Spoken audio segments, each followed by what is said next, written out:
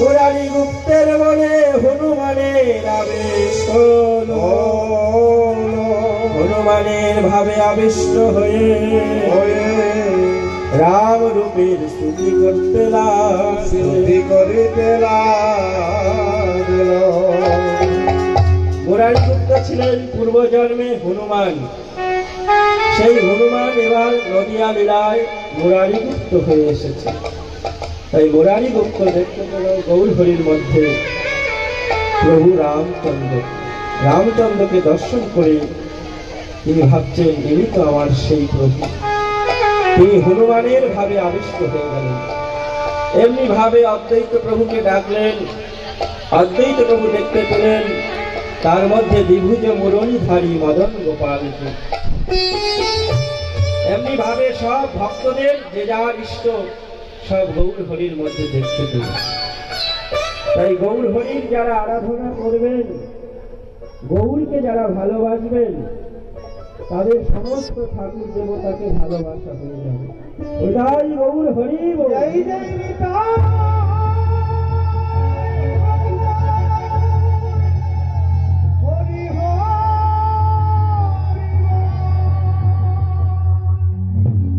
গোড়া মানে মূল।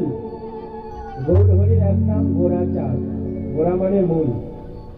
গাছের মূলে জল দিলে আলাদা করে আর ডালপালায় জল দিতে হয় না।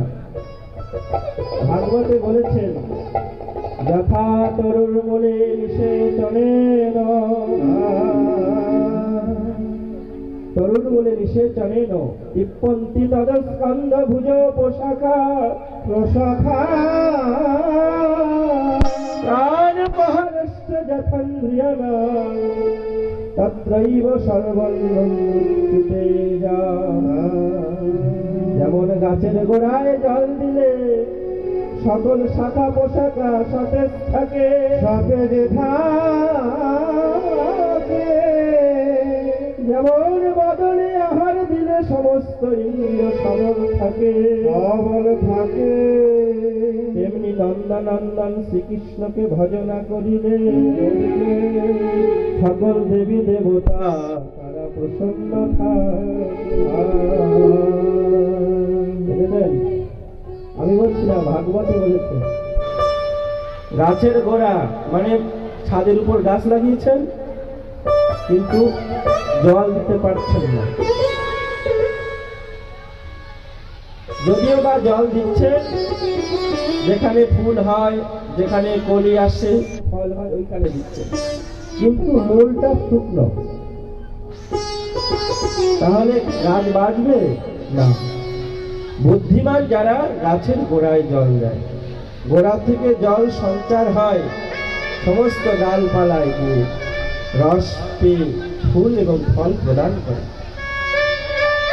তেমনি গাছের মূলে জল দিলে যেমন সমস্ত শাখা পোশাকা সতেজ থাকে, আর আহার বদনে যদি আমরা আহার দেই, খাবার মানে আহার এখান দিয়ে খাদ্য নালী হয়ে খাবারগুলি স্টমাকে যাবে, পাকস্থলী, ওখানে গিয়ে খাবার সমস্ত ভিটামিন প্রোটিন যা কিছু দরকার শরীরে গিয়ে সব দেহকে সতেজ রাখবে।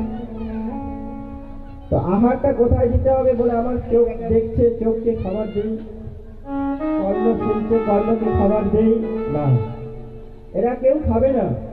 আহার দিতে হবে এই মুখমণ্ডলে।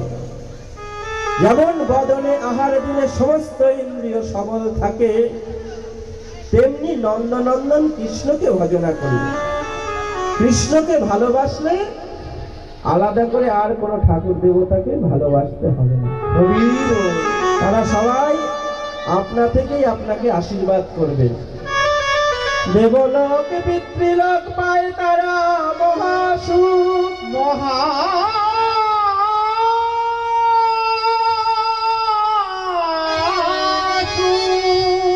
সাধু সাধু বলে অনুক্ষণ,